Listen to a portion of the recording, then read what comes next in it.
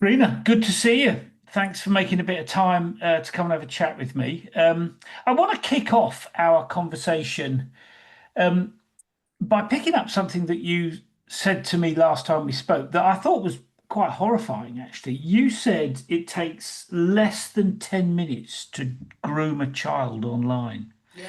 which I thought was, both terrifying. It must be really terrifying for parents and, really quite shocking. Why is that information important? Because you're doing something about that. And so tell us a bit about what you're up to. Yeah, so thanks a million, Paul, for having me. I'm the CEO and founder of Chirp. At Chirp, we've developed child protection software for smartphones. We detect and block cyberbullying, grooming, suicide, and self harm content, specifically in messaging apps and encrypted apps. That's what our USP is. So we've been at this for about 8 years now. I founded the company 8 years ago. It was around the time I started having my kids, and my perspective just changed entirely. All of a sudden, all I could see were headlines of kids that have been systematically cyberbullied, groomed, sextorted from, coerced, and pushed into suicide. And I was thinking it's only going to be a matter of time before my kids come looking for a smartphone. I mean, they're 9 and 11 now, but even though they were only toddlers, you will have seen the Ofcom results from last year. 19% of 3 to 5 year olds have their own smartphone. So I was thinking it is only going to be a matter of time before they come looking for a smartphone from me. So surely technology is dealing with this issue for parents. So I took a deep dive into the parental control market to see what tools were available, specifically when it came to grooming and cyberbullying. I was particularly afraid of those because they were the causes in an awful lot of cases, of the highlighted cases of suicide. And the state of the art back then, 8 years ago, is very, very similar, miraculously, to the state of the art right now, and that's parental control apps. There's like 250 of them on the app stores.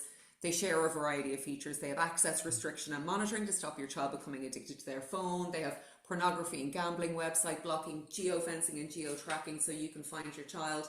But none of them are dealing with cyberbullying and grooming. And I was thinking, surely I'm not the only parent that's concerned about this. And there had been a web-wide study done at the time by the Irish government, and it was to assess parents' main concerns when they gave their child a smartphone. So parents had four big equal concerns.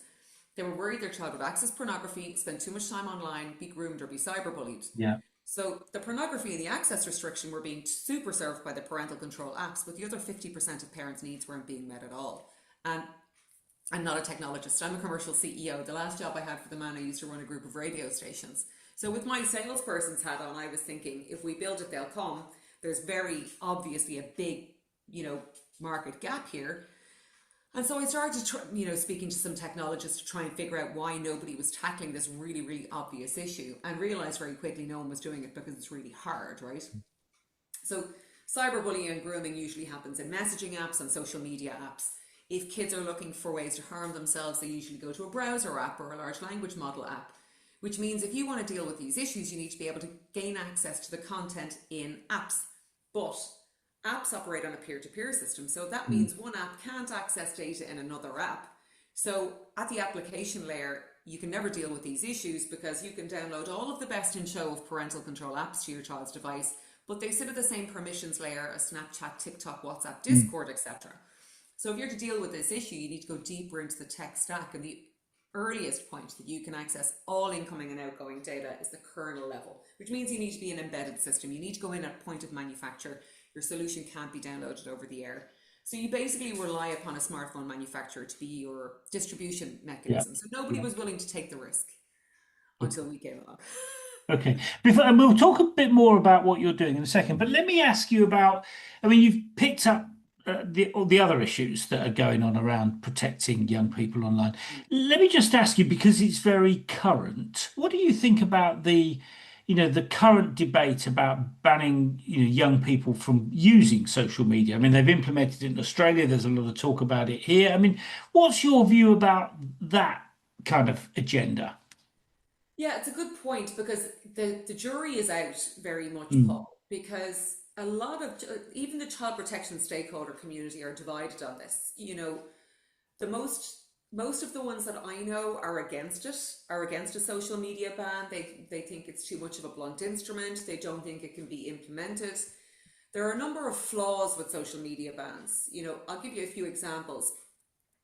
If you are saying that it's illegal for a child under 16 to have social media, For the ones that use social media anyway, what you're saying to them is, if you see something uncomfortable online, you can't come and talk to me about it. So you're Mm. creating a barrier between you and your child will have to deal with these things on their own because you push them into secret internet use. If they're Yeah, going to yeah, go into and want to use social media, they're probably already addicted to yeah. it, and they'll go and buy burner phones, and then you won't have any visibility at all. And but also you're absolving big tech of the responsibility of creating safe content for kids, because then big tech, all they need to do is say, well, there's not supposed to be any kids on our network, so why should we? Why do we need to curate the information they see online? And I think we were invited by the UN to go and showcase Chirp at the AI for Good Summit last year in Geneva, and so we had a 22-minute keynote.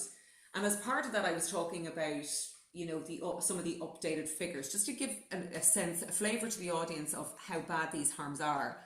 And I think it was Amnesty International had done an exercise where they set up some accounts, teen accounts, for TikTok, for example. Yeah. And they didn't touch anything, they didn't like anything, they just set them up and left them there. And within 3 to 6 hours, more than 50% of the content on TikTok that was being served to these teens was related to self-harm and suicide. I mean, that's extraordinary. In a lot of cases, romanticizing very dangerous behavior. It was being auto-served. It wasn't because they had liked anything or expressed an interest. They just set up the accounts and moved away. So this is what parents are dealing with. So if going back to your original question about the smartphone ban, I spoke to a guy I know who runs a parental control company in Australia, and he had said in his view, it's a failure. And the bottom line is, it really only addresses future users of social media. Yeah. The kids that have had it up until now, you're not saving them because you're just depriving them of something they've already wanted, they've already had, and they crave it, they're addicted to it. And so I'm not sure if it's a good idea or not, but regardless of whether it's a good idea or not, in Australia that covers 10 social media apps. It doesn't cover messaging and search. So quite often, I'll give you the example, you mentioned the under 10 minutes. That comes from a guy called Alexander McCartney. So he's a 26-year-old computer science grad that was given a life sentence in 2024 for grooming hundreds of girls. So what he used to do was, he'd go on social media, on Instagram or TikTok or whatever, and look for girls that looked like they had eating disorders, and he'd pretend to be a girl of similar age. And he would move them into encrypted messaging apps like WhatsApp, out of the reach of any scrutiny. And he'd use phraseology like, I'm like you, we're the same, my parents don't understand me either, to gain trust. And then he'd volunteer an image of himself. And that would close, which was usually a girl he had previously groomed naked, and that would close the trust loop for the new girl, and she'd think, she's shown me hers, I'll show her mine, and she would send a nude image. He had that process down to 9 minutes, from first contacting a child in a public platform to receiving the first nude image.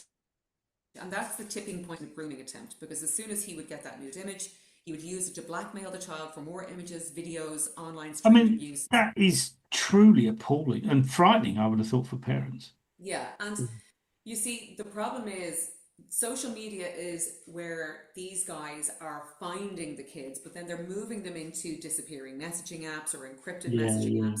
So yeah. messaging and search is just as harmful as social media use, in my humble opinion.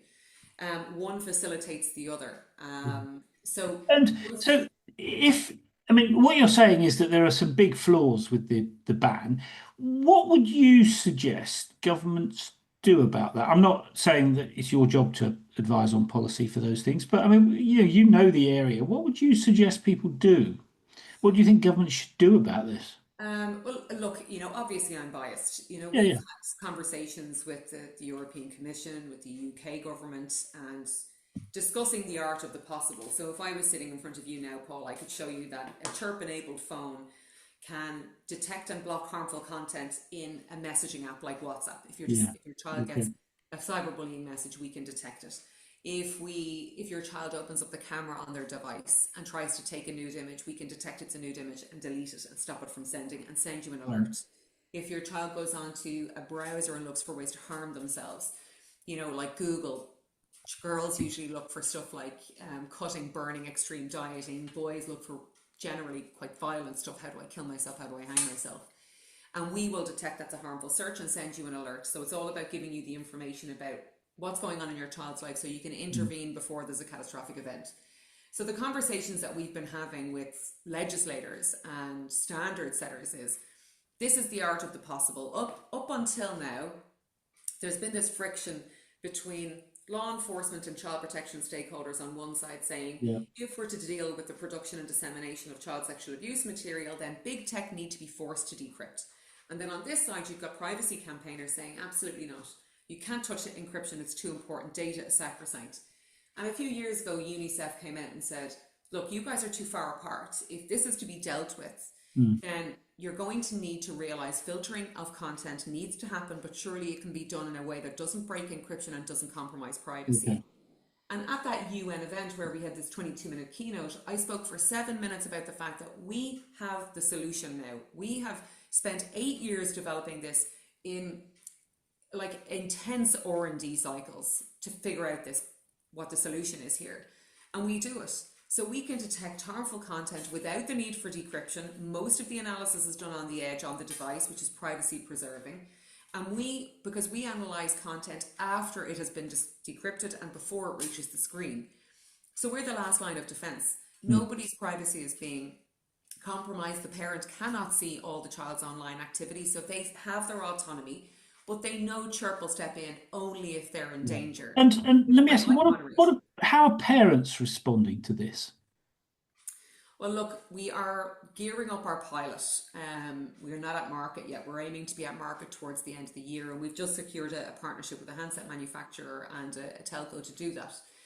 So we're gearing up our pilot, and we started a recruitment drive there recently at a school, and actually the response was overwhelmingly good. There was even a participant in the audience that was very negative about technology, about smartphone use, and we converted her. Once we were able to say, look, this is a safe first phone for kids. We're not promoting smartphone use. We are saying when you believe your child is mature enough for a smartphone, this one will be a safer one than the others. Yeah. Because now, granted, it's machines get things wrong. We'll never be 100%. The pace of change of language alone is going to be a constantly iterative challenge for us to keep up with.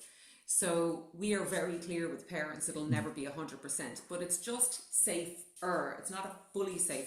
No, there's no such thing. You'll never be able to get to that point. So parents react really well to it.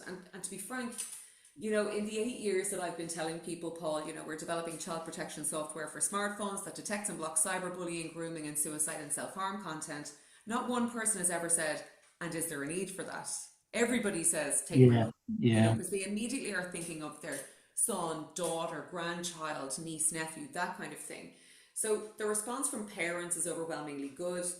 At the moment, the response from regulators is really good. We've got significant regulatory tailwinds. Like you will have seen that Jess Phillips in the Home Office came out just before Christmas and announced a move towards mandating nudity detection on children's devices. Like that is really good mood music for us because Chirp is now moving into the fast and efficient way for telcos and handset manufacturers to comply with that type of legislation because we can stop children taking and sending nude images. So it's all moving the right way. We've spoken with the European Commission and arguably 8 years ago we were probably too early, but every parent knows about this now. I mean, when I used to say we're dealing with, we're going to stop children from being groomed, half of the people I would talk to about that years ago would say, what's grooming? But that never happens now. Everybody knows what grooming is. It's in the headlines every day. Yeah, and obviously, the more people know about it, the more worried they are about it. I mean, and you talked about Europe being responsive and our legislators being responsive, which is encouraging. What about the US? The US is a complex beast. We're going to break the European market and the UK market first for sure. But there was legislation that was being pushed through, and I believe it was a bipartisan piece of legislation, but it still didn't make it. It was called the Kids Online Safety Act, and that was going to make the internet a much safer place for kids, but they weren't able to get it through. it's a very, very complicated legal system there. There's a lot of lobbying from big tech. Mm. And big tech won't change until they are forced to, you know. And I suppose what we do is nobody needs to change if Chirp is around. You know, if Chirp is on every child's phone, big tech don't need to change. Mm. Nobody needs to decrypt. Everybody can just go on the way they've been going on, because we're the last line of defense. And because, you know, even if every country in the world had a social media ban, the social media ban doesn't cover messaging and search, it covers social So media there's still apps. a problem. Still a problem. So we are the safety net that the laws don't cover. So we complement all of that legislation. Now, I'll be honest, I've said to my kids, they don't have phones because I know too much. I've said to them, you know, eventually when most of their friends have phones, they'll get a phone, provided they're in secondary school. So they'll be, whatever, 12 or 13 by the time they get a phone, but they won't be getting social media until they're 16.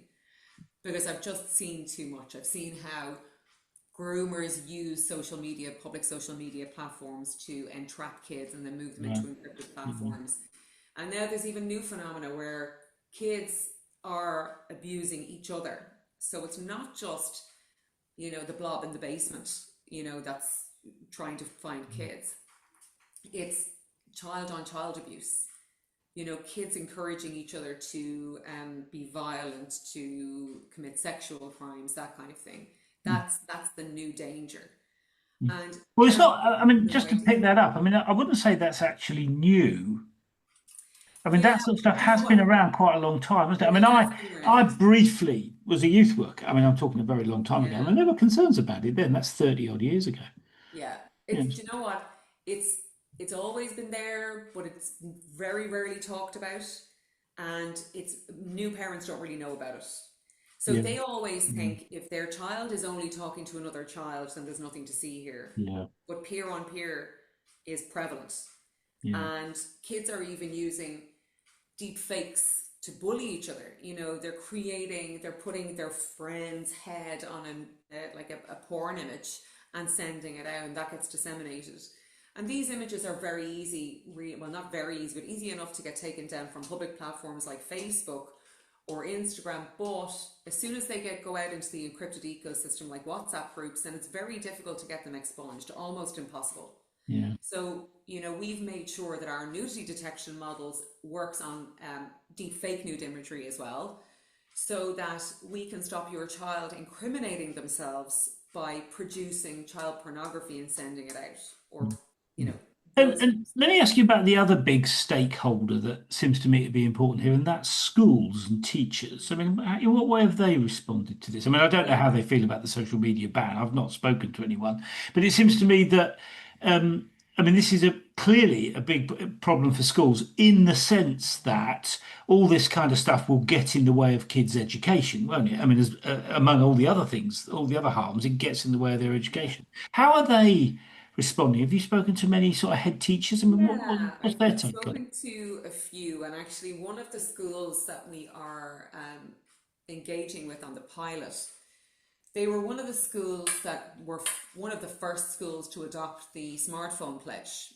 They were written about in the New York Times. The smartphone pledge was, and technically you would consider them to be anti-technology, but we have found that the Parents Association and the administration, the school, have been overwhelmingly supportive. Yeah. When they first started the smartphone pledge, they had a huge take up, I believe in the 90%, and they had no cyberbullying complaints that year, in that first year. But then after the kind of momentum kind of dropped down and petered out, and since then the complaints have started to increase. So unfortunately, I think it's something in the region of 97% of cyberbullying originates in person. And so that means that invariably the schools are starting to get dragged into these Right. complaints and these conversations, which is an enormous burden on their resources and time. So we have found that they are very open to having conversations about any method, be it technology, be it a cultural movement, a societal movement, that will reduce those instances and protect kids for longer. And it takes the burden off them to be the mediators and the arbiters of these complaints. So we found them to be very, very open Mm. to participating, and yeah, they're just looking. Look, Yeah. the teachers are a bit like parents. Well, a Parents lot of them need are parents, of tools. course. A lot of them Yeah, are parents, aren't and parents need tools, not judgment. You know, they? when I give that figure about 19% of 3 to 5 year olds, everybody gasps. Yeah. And they're like, oh my God, that's terrible. And I'm like, well, it's actually probably much higher than that because that's the Mm. survey of parents. And there's a big proportion of parents whose kids do have smartphones, but they'd be too embarrassed to admit it. And this is the thing, this is a societal judgment. Like people gasp and they're like, oh my God, that's deeply irresponsible to give your child a smartphone. But look, our view is parents need tools, not judgment. If they feel like their child needs a phone for whatever reason, for education, for communication, they might live rurally, or they feel like their child is just more mature than other kids, or they want to use the geofencing and geo-tracking so they can find their child, well, then that is not for us to judge. But we just want to create a situation where parents can give a safer phone to their child if they want to. Mm. Mm. Yeah, I mean, I think there's a very powerful argument that giving kids a tool that they, as it were, they can't abuse or they can't be abused as a result of is it's a pretty good compromise, it seems to me. I mean, you enable the child to have all the things that the parent wants, the ability to be communicated with and all the rest of it and tracked, and if those things are necessary, but you reduce the risk of them being harmed by the thing or what other people do use Yeah. it. Yeah, so it Or seems to me harming to be someone a else. And actually, powerful proposition. yeah, one of the reasons, like for when we went into development, so we ended up, we're a cross between deep tech and machine learning. So we knew it would cost about 4 million to get a product to market. Now, 4 million is a fruity seed raise anywhere in the world, Paul. In Ireland, it's virtually impossible. So we knew we'd need to de risk it for investors with some public money. Mm. We applied for a bunch of grants and we ended up getting funded through a highly competitive grant program called the Disruptive Technology Innovation Fund. But we needed a consortium. So we partnered with Dublin City University, and specifically there's a unit there called the Anti-Bullying Research Centre, and that's run by a guy called Professor James O'Higgins Norman. He's really well known globally in the child protection space because he's the UNESCO chair for the prevention of bullying in schools and Right. cyberspace. So he's our partner on this. Now the reason I bring him up is because I remember going out to him early doors when we were putting the consortium together, and I presented our very rudimentary at that time prototype on our concept. And he just loved it because in his position, he was getting a knock on the door from all these companies, on a weekly basis that we've solved cyberbullying. And then they come to him and it's another app. And he goes, no, at app level, you cannot deal with this Yeah. issue. So we came with our operating system modification and we said, look, we can stop children from being bullied, but we can also stop them from bullying, right? And that, what he loved about the whole idea was, so there's loads of research around why we are so mean to each other online. And one of the theories is, a very popular one, is that we're missing that kind of the subtle changes in a person's face when you hurt them, right? So I might say something really mean and nasty to you. If you're sitting in front of me, you might not visibly grimace, but my brain will recognize small changes in your face that make me think that was hurtful, don't do that again, because I'll feel bad about it. That element of that facial, that human interaction has gone from online interactions. And so what he liked was, if a child is about to send a bullying message and we say, no, you're not allowed to send that, that could really hurt someone. Now, in some instances, the child might be really forceful about it and really determined and find a way around it using whatever, emojis or special characters or whatever. But in a lot of instances, kids will kind of think twice and they'll go, oh, maybe I should rephrase that or say it a bit differently. Maybe I don't want to hurt this person. And he thought that that had the potential to address that issue, reintroduce that mirror and that human interaction into the online communication, and eventually improve the way people communicate I with each other mean, online. the thing that's going through my mind as you're speaking is, Piaget's stages of child development. I mean, there's I can't remember the detail of it now. It's a long time since I studied it, but there's that period in children's lives as they grow up when they start to realize that they're not the most important thing in the world, and they start to begin to learn about what other people need and to empathize with their needs. And some people do that much younger than others. And there are some people, of course, that never develop those. And that's what sociopaths are, isn't it? Yeah. So it's a really interesting area. That point about why are people mean to each other? Sometimes it's because they don't understand that what they're doing will be perceived that way, and sometimes it's just because they're mean, and it's you can't deal with both things in the same way, can you? No, and it's look at it. It's using online communication as a way of lashing out. You never know what's Yeah, going on in someone's life. yeah, But this is the way he liked to think of Chirp, was potentially improving the way kids communicate online yeah. No, I with get each it. other. Because that's getting like we're not going to reverse the tide of technology. I mean, we're going to communicate more and more online Yeah. digitally than we are in human interaction. So, he really saw the value I in mean, that long term. I think you've got a really interesting thing there because what you're saying, and most people think that communicating online is not as good as communicating face to face. I mean, what you're saying is, okay, how can we communicate online in ways that are better? Which Yeah, seems to be a different way of thinking about that, yeah. because the two means of communication are different. They're not necessarily better or worse. They're different, and they need to be handled in different ways in this context, it seems to me. Yeah, So and it's a look, very interesting concept that. yeah, like digital citizenship is a good thing. Yeah, Like I don't demonize technology, even though I know the dangers of it. I still see that the benefits outweigh the negatives because you communicate with people that are far, far away, people that are on the other side of the world. yeah, Your families yeah, can keep up. Your children can be educated. They can be entertained. They can play games. They can do all of that kind of yeah, stuff. So all of that is a positive thing. yeah, And I think it's about time that digital citizenship was made safer. yeah, This has yeah, been, yeah, it's been the Wild West ever since the World Wide Web was invented. And it's about time that legislators, so that's why we were really open. Like, the Home Office has been amazing with us. Like, they're really, really engaged. They really want to investigate ways to make yeah, digital lives safer for kids. So it's moving in the right direction. I think regulators and standard setters are starting to realize that there are ways to do this. It's not impossible. yeah, Hiding behind encryption as an excuse not to act and tackle the production and dissemination of child sexual abuse material is no longer a good excuse because it can be yeah. dealt with. Yeah, yeah. I think, I mean, I don't know who the quote's from, but somebody famous once said, what cannot be avoided must be welcomed. I mean, the digital world is not going to go away. No, So we have to learn to deal with it. And kids, it seems to me, have never, I mean, I remember a world when it didn't exist. I mean, you know, kids now don't know a world where it no. exists. So we've got to deal with it. And I think what you're doing actually really is a really important step forward. Let me ask you about where you're at in the journey. So, I mean, I know you're just about to go to market. You're not far off that point.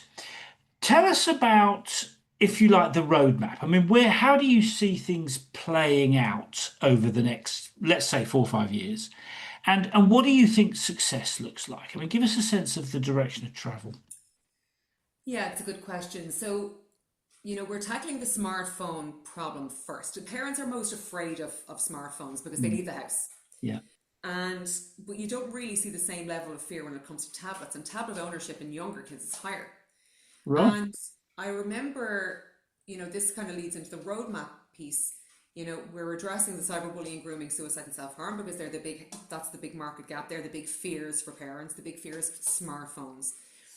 But I remember during COVID, there was a really sharp increase in children participating in their own online abuse. It was astronomical. I remember Ilva Johansson, the European Commissioner at the time, she quoted, I think it was a Swedish paedophile, and he said, "Thank you, COVID, now the children are so much easier to find."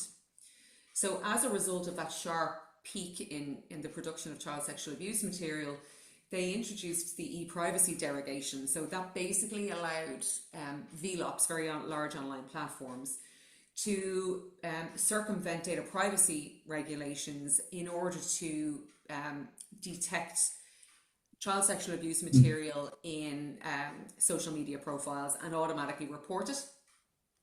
And then unfortunately that derogation was to be renewed in April, and a number of member states wouldn't support it, so it's gone now. So Did they say why? Why wouldn't they support it? I mean, it seems to me to uh, be a.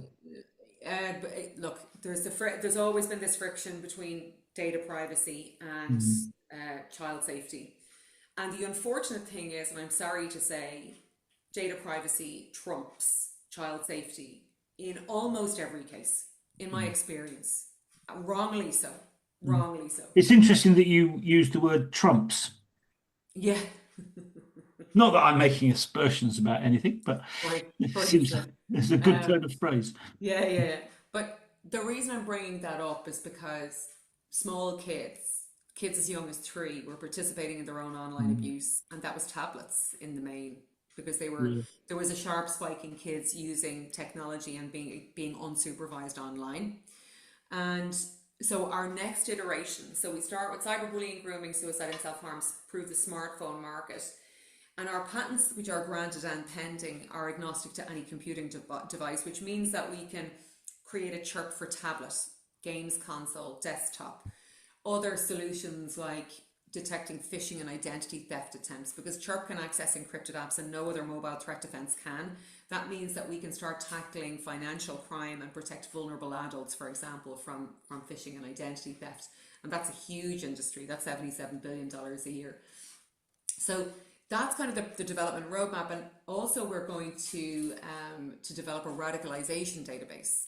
So the reason that's significant is because in the UK, for example, there's an organisation called Prevent. It's all about stopping Yeah, terrorism. I'm familiar with that. Yeah. Yeah, and 25% of their referrals are kids under 15. So Really? That's yeah, extraordinary. so there's an issue. That's an oldish figure now. I might update my knowledge on that, but that's what it was a few years ago. And so it's not an issue here in Ireland, for example, but in the UK it's an issue, Yeah. Germany, Belgium. And there are these are radicalized grooming gangs. They're gangs that are targeting young kids Yeah. and bringing them, feeding them these ideals. And we met the UN counterterrorism people there in New York last year, just to kind of figure out our approach to this when we do get around to it, and it's just a funding thing. And they were saying games consoles are the new frontier in online extremism. Yeah. So it's not just phones, tablets, laptops, but you've got the games consoles as an issue as well. So that's the roadmap. Look, ultimately, our mission has always been to be the machine standard parental control on all computing devices. Okay. So we start somewhere. We start with this one handset manufacturer and this one telco. We go to market. I'm confident, Paul, because we never have any pushback on this solution and because nobody else is dealing with it, we feel like scale is going to be very, very rapid. We'll get Mm. really rapid adoption because you'll get Presumably because it provides a competitive advantage to the handset manufacturers because parents want it. correct. The handset manufacturers, it gives a competitive advantage to the telco that sells it on Yeah. to parents. You've got telcos that have formed for, marketing and selling products that are not even disruptive in this space. They're just basically, the product that you could download to an old phone from the App Store for £5 a month, and they're packaged up and sold on. But it's just standard pornography and gambling website blocking, geofencing and geo-tracking and access restriction, really. Nobody's doing what we're doing. So we feel like that scale is possible. We feel like we'll get rapid adoption. You'll get one parent in a class that gets one chirp enabled device and just tells all of the parents. Mm. It's all about peace of mind, Paul. Spyware has existed for an awfully long time. The ability for you to download technology onto your child's phone and record the screen activity has been there for quite some time. Yeah. Yeah. But the problem with that is you then have to come home from your hard day's work and manually scroll through all of this. There's no filtering, there's no detection capability, it's just recording. And it's a huge invasion of privacy, enormous. So there's very few people do it. It creates this barrier between parent and child, so parents don't want to do it. So we've created Chirp to reduce the familial friction around smartphone use and create an environment in the home where parents and kids work together and collaborate for online safety. But crucially, not only does it keep the relationship between parent and child in sync and in harmony, it means that you don't need to invade your child's trust or spend all that time manually scrolling through. You have peace of mind. Yeah, and I'm a great believer. If you want people to do things, make it easy for them. I mean, what you're saying is you're making it easy for them to protect their children. It Yeah, seems to me to be a winning proposition, really. yeah. We Let actually me ask you about my other question. I mean, one is about the roadmap, which you've just kind of outlined. What would success look like to you? Let's say 5 years down the road. I mean, where do you want to get to with this? Yeah, it would be Chirp dormant on every device and available for Yeah. every parent to use. So the journey at the moment is you walk into a Vodafone store or VMO2 or EE and you say, I want a safe smartphone for my child, and they say, here, have this Samsung A52 with Chirp on the inside, or this Fairphone with Chirp on the inside. You bring it home, Chirp is in settings. It's the default is off, so you can just use the phone as a normal adult phone if you want, but Chirp is preloaded. You can switch it on. If you switch it on, you're given a QR code. You take your phone, doesn't matter what phone you have, and that brings you to the App Store. You download a parent app to your device, enter the date of birth of your child, password protect it, link it to your email address, and click apply. 5 simple, easy steps. You don't need a computer science degree to set it up. And that's one of the reasons why, like, more than 50% of parents use parental controls. The ones that don't will often say, I wouldn't know where to start. So that sets up Chirp on the device. Yeah. When we go to market, it's going to be one device that parents have the choice of. They can walk into a store and say, I've heard about this Chirp enabled smartphone, can I get it? That's one model. In an ideal world, it would be ubiquity. You know, Chirp can be embedded in smartphones in 2 different ways. It can be done by the manufacturer themselves. They can embed Chirp at the kernel level. It's a package of code, and it's as simple as that. Or we can go in at the chipset level. So we've already started those conversations with chipset manufacturers, because chipset would be ubiquity. So that would be success for us, is that any device that any parent buys for their child or wants to hand down to their child will have Chirp on it and available so they can switch it on if they want. Yeah. I mean, I love to see a bit of ambition, and you've certainly bitten off a decent sized chunk there. Let me ask you about. Let's just talk about some of the kind of mechanics of how you're going to achieve that. I mean, how do you feel about being the CEO? I mean, I talk to a lot of CEOs, and most of them tell me that it's like riding a roller coaster. You know, it's kind of good days and bad days, which means it's a tough gig. I mean, how do you feel about being the CEO in an environment where you're, I mean, kind of banging your head against a brick wall a little bit, aren't you? I mean, how do you feel about being the CEO in that setting? Oh God, it's a long answer. I absolutely love it, and I wouldn't change it for the world. Right. And what is it you love about it? It's a learning experience. Like, I mean, my goodness, there's never a dull day. I feel like every day I'm challenged. I feel like every day, and I love productivity. I have a real. That sounds like, what was, someone saying, what's your biggest flaw? I'm too much of a perfectionist. That's not what I mean. What I mean is, like, I love achieving things. It makes me Yeah. feel calmer that's my personality. I'm very easy to manipulate in that way. So every day I feel like I achieve something with Chirp. But you hit the nail on the head when you said roller coaster, because just before, so we're raising funding at the moment. We're raising 5 million to launch and scale. We've got 1.5 million in, all from angels. Now we're talking to VCs, and institutional investors don't really like us, because even though we've got all of the R&D done already behind us and we're really close to hero, and they like funding commercialization, we're not generating cash yet. We're not at market, and we're a few months out. But we're embracing VCs now again, and we're in DD with 2 of them. But just before I got on this call, one of the VCs that I thought they were really probably a sure thing. I thought they were really a good cultural fit. We got on very well. We had a number of calls, and they were like, not this time, next time. And you take that meeting, and it's really disappointing. You've invested quite a lot of hope and energy and time into engaging with these people, and then you get the slap in the face. But it's relentless. It's constantly getting slapped, but you have to keep your eye on the prize. And I think if you're to be a CEO, you need to emotionally exaggerate the wins, so that you've got more in the ledger. Whatever you have in the ledger, you're a plus. You've got reserves. You got to focus on the good stuff, no doubt about that. Yeah, so it's really, really important. And there's loads of glass half full and all that kind of stuff. But and naturally as a person, you need to be that way. But on some days, it's very difficult, I won't lie. But then some days it's absolutely amazing.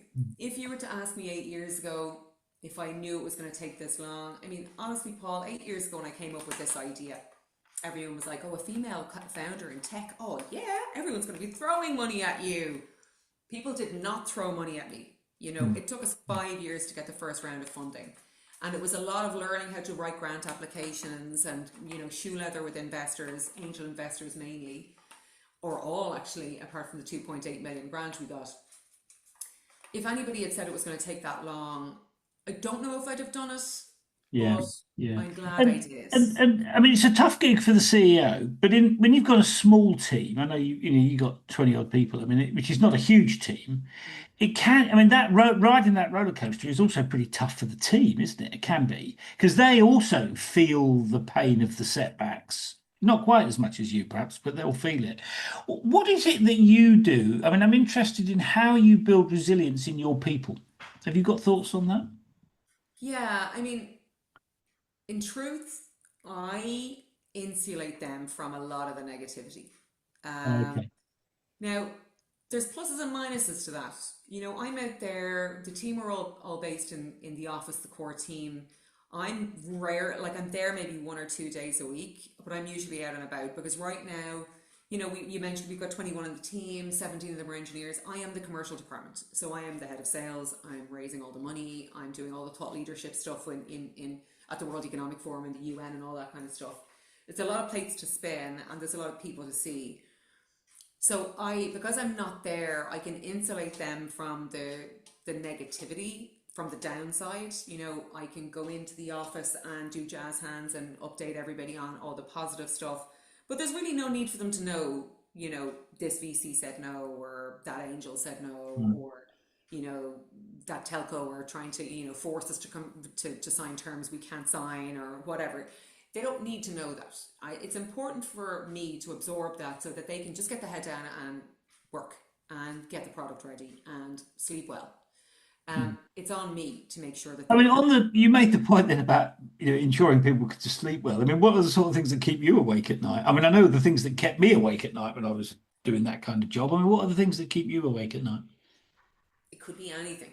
It could be anything. There's a fresh worry almost every day, Mm. but I don't struggle that much to sleep. I because I feel like genuinely feel like there is always a way. No matter what has happened Mm. that is bad today, I feel comfortable. And maybe that's arrogance, I don't know, but I kind of need it. I need that feeling that it's bad, it's terrible. I thought this was going to be the way. It's not, but I'll figure it out. Yeah. I mean, somebody said to me that the key to being a good CEO is to get comfortable being uncomfortable. Yeah, And I think there's a lot of truth in that because I that's what you're saying. 100% I would agree with that. That's a very wise person because, but I also believe if you're not uncomfortable, you're not progressing. Yeah, you're not pushing hard enough. You Yeah. really aren't. Like you're Yeah. not learning anything, and I absolutely love the learning Yeah. experience of it. And let me ask you about the learning bit, right? I mean, Yeah. my experience is that not all of it, but most of the learning that I did when I was doing that was because I'd screwed things up and it was figuring out how to fix it was the learning experience. I mean, what sort of things, I mean, tell us about the sort of mistakes that you've made. I mean, have you got one or two big ones that have really, Oh, you know, yeah. Like at the start, we started off. We had one head technologist at the start. We had a gentleman's agreement when he saw that there was real value in what I was proposing, and I had funded the whole thing. He changed his mind and wanted, like, a huge chunk of the company without having put any money in, and we didn't have anything in writing. I learned the hard way at the beginning, get everything in writing, that type of thing. And that was very difficult. That set me back, because I couldn't believe the, not the audacity, that's the wrong word, the betrayal. I really felt like I had trusted him and yeah. he really let me down. And it was a very hard lesson to learn. It's, Very it's, hard to learn. it's interesting you describe that, right? Because I think there are two types of mistakes. I think there's the mistakes where you do something wrong and then you realize you've done the wrong thing, right? So you might call those mistakes of commission, if you like. Mm, But then there are also mistakes of omission where you realize that you should have done something where you yeah, didn't. And my experience, which is what you've just described, you should have got the contracts nailed and you didn't. But those ones are often the worst ones, it seems to me. I mean, doing something wrong, okay, well, you realize that fairly quickly and you can fix it. Not having the contracts in place, I mean, that's a real big challenge to get that fixed, isn't it? yeah. I mean, look, it's much worse when you realize something was your fault Yeah. because you've got regret and you're like, ah. So in that instance, it was remiss of me. I had put so much money into the company, you know, prototyping and getting the patents through and all of that. And he, you know, he had put in hours, but no actual hard cash. And I realized afterwards I was foolish to trust him, which is, you know, I like trusting people. I do like trusting people. I don't know if that was a mistake, but I kind of had thought to myself, I don't want to absorb more legal costs. I mean, this is 8 years ago, before you could get a contract, you know, dragged out in 30 seconds from Claude. I didn't want to absorb more legal costs going and getting contracts drawn up and back and forth and all that kind of stuff. I was preserving cash. So it was almost like it was a moment of stupidity where I should have just invested the money, and I made the decision not to. And that regret was on me. It's easier to deal with when someone puts something on you and you had no control over it. If the mistake was theirs and they were 100% culpable, it's much easier to deal with. But look, the learning curve has been extraordinary. I'm not a technologist. I mentioned that. I've had to learn about technology. I've had to learn how to ladybird very complex technical approaches so that I can speak to skilled generalists, which are generally investors, that kind of stuff, and break things down for them and fully really explain when they ask me a question and say, well, why do you not have to decrypt, and how can you possibly do that? I've had to learn all that the hard way. I've had to learn how to write grants. I've had to learn how to, but it's made me feel like if I hadn't had that opportunity, I wouldn't be half the person I am now. And it's also given me this real energy for meeting new people. I mean, I'm one of those full believers in the power of networking. Like, I go to the opening of every envelope, Paul. I mean, but that's because I've learned the most innocuous, seemingly useless event I've gone to has resulted in me getting an investor, or has it resulted in me getting a key advisor. You know, I'll give you an example. Ronan Dunn is our key advisor. He is the chairman of the Six Nations. He's the former CEO of O2 in the UK and Verizon in the US. During COVID, he was a guest on an Irish international business networking event on Zoom. And I joined it. And afterwards, I reached out to him on LinkedIn and I, said something about what he had said on the thing. And I said, look, we're doing this thing. Would you give me a bit of your time? And he gave me an hour and a half of his time on Zoom when he was in his library in New York. And since then, he's been the best thing that's happened to Chirp externally, because he walks me into the C-suite of all these telcos. I don't need to go through all the gatekeepers that otherwise would have taken me 6-12 months. He is an incredible guy. And if it hadn't been for me joining that Zoom call, that networking event, I never would have met him. So I go out to everything and I meet so many people. And there's, as a result of that, and feeling the value of networking to the success of the company, there's very few problems I can't solve. If someone says to me, we've got a problem with this legislation at the European Commission level, I've got someone that I can call and look for clarity on that, or look for a bit of advice, or, find a lobbyist, that kind of thing. There's very few problems I can't solve now. So if you don't know how to do it, you know somebody that can help you. I mean, that's the key, isn't it? Yeah. Correct. And it's all about having those experts in your phone book that are prepared to take a phone call. And let me ask you about, as the journey has unfolded, have you had any real surprises when you thought, oh, I really didn't think that was going to happen? Have you had any sort of surprises along the way, and what kind of outcomes have they led to? Oh, big surprises. I don't think there's any, apart from that big one that I just mentioned, that guy, expecting to take this big, huge chunk of the company. That came as a real shock. There hasn't been anything, because things move so slowly. In funding, things move so slowly. With telcos, things move so slowly. There are a couple of great things have happened.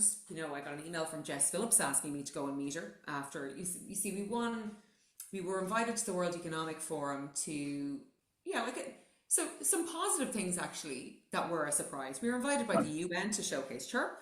After that, we were invited to the World Economic Forum to showcase Chirp, and won the award for Impact Innovation in Davos. Then Jess Phillips emails me and says, would you like to come over and show me your technology? Got an email from the European Commissioner for Justice out of the blue saying, I'd love to see your technology. They're all good things. And I need to take a dose of my own medicine, because as soon as you said to me any big surprising things, I immediately thought of what the negative things were. Really? Yeah, I was like trying to think of really, really negative things. And to be honest, the first 5 years were a struggle trying to get the funding. Mm. And, there were doubts that we might not be able to do it. People thought, and I had a number of people said this to me, you'll either be hero or zero. Either you're going to shoot the lights out and be the global machine standard parental control, or else you're going to waste my money. And granted, 3 years ago, when we first started when we got the funding and started the R&D in earnest, we were probably closer to zero than we are now. But now we're very close to hero. And surprisingly, what surprised me was there weren't any surprises in the technical journey. When we got into the weeds of the technology, when we hired all the engineers, I was like bracing myself for someone saying, it won't work on Signal, or it won't work on Telegram, or our approach just doesn't, we're not going to be able to do the analysis on device. It's going to take too long, or we're going to need, €1,000 device with an amazing processing speed to make this work without latency. None of that happened. Yeah, that must have been a relief. Yeah, I mean, look, here's the thing, right? Everyone kept saying to me, this is going to take twice as long, it's going to cost twice as much. And I was like, it won't, because I've really, really done, Mark and I, our CTO, and Zhang, our head of AI, had put together a really, really robust development roadmap. And it was very detailed. And the reason for that is when you're doing these big grant applications, you have to go into minutiae when it comes to the tasks. And they have to stand up to interrogation from people that really know what they're talking about. If you say a task is going to take 6 months and they know it's going to take 12 months, then they immediately say no to you. So you need to be really, really honest, and you need to have a big risk register and risk mitigation, and you need to have thought of everything. You need to have looked into all of the deepest, darkest corners of your technology and everything that could go wrong, and call it out. You need to say it up front, because if you don't, they'll say they haven't thought of this and they're not going to succeed. So when it came down to the product development roadmap, we knew it was robust, but there are unknown unknowns, right? So, people were saying it's going to take twice as long, going to cost twice as much. When we raised the funding, it was to get us all the way to pilot readiness over 3 years. And we started that project in earnest in May 23. And here we are touching up against May, and we're about to pilot. So we did what we said we'd do. Yeah, well done. Twice as long. It didn't cost twice as much. And we didn't have to go back to the investors for more money. So we can carry out a plan with precision, and I suppose which actually is a good reason for investors to back you. I mean, that says that you can get stuff done. I mean, and one of the worries that investors have is, are they going to get it done in the way that they've said, and so that's a really important. I mean, traction's important, and in one sense, that's another piece of traction, because it's about getting the project delivered on time, rather, not just about sales. So it's a really important thing. That Exactly. Can I ask you a couple of things just before we wind up? So, if you were to go back to square one, to start from scratch, is there anything you'd do differently with the benefit of hindsight and benefit of what you've learned? Ooh, I think what I would have.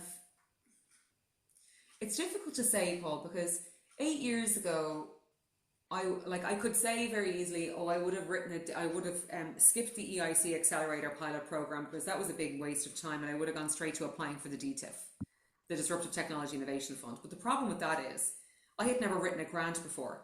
So without the practice of the EIC Accelerator pilot grants and not getting them, I wouldn't have known how to write a successful DTIF grant.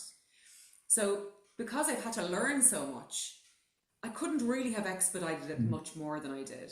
And yes, COVID got in the way. We were, negotiating with the VC when COVID happened, but none of that is in our control. I don't know if there's anything I would have been able to do differently. Okay. Well, let me ask you the same question in a different way then. If you were to give some advice to a rookie CEO just starting out, what would it be? Go to the opening of every envelope. Like, it is literally, it is what has been, you cannot, like, I knew nothing about startup. I remember when I had the germ of the idea, I was at a party in San Francisco and I was speaking to a woman who worked for VCs. And she said, "Oh, send me your pitch deck." And I went, "What's a pitch deck?" Like, you have to hear all these things for the first time. If you're entering into a system and an ecosystem where you know nothing, you have to speak to everybody so you can learn by osmosis. So what I always do when I go into a networking event is, usually there's a Q&A with a speaker. And then the speaker does a fireside or whatever, and then they open it up. I always ask a question. I'm always first to ask a question. I've always been thinking of a way to create a tenuous link between Chirp and what the speaker has said or is about. Mm. And I stand up, take the mic. I'm Rena. I'm the CEO and founder of Chirp. We've developed child protection software for smartphones. We detect and block cyberbullying, grooming, and suicide and self-harm. And then I ask my ridiculous question. But what that has done is given me the opportunity to introduce Chirp to the room. Mm. And if there's 100 people there, I don't need to furiously run around shaking 100 hands. Whoever can help me will come to me. Mm. Because everybody, as soon as these things ends, people want a direction to go in, particularly if they're there on their own. And they'll come to you. So find a way to introduce your product to the room or your service to the room, and then people will come to you. That's my big piece of advice. Yeah, Rena, that's a fabulous piece of advice and a great way to end the interview. I mean, thank you for making time to come and chat with us. I mean, it's a great proposition. I mean, I really think that's it's a really good way forward. I mean, I'm not an expert on this subject at all, but it seems to me what you've mapped out is a really good way of balancing all the competing interests, but protecting children, which seems to me a really important thing. So, good luck going forward.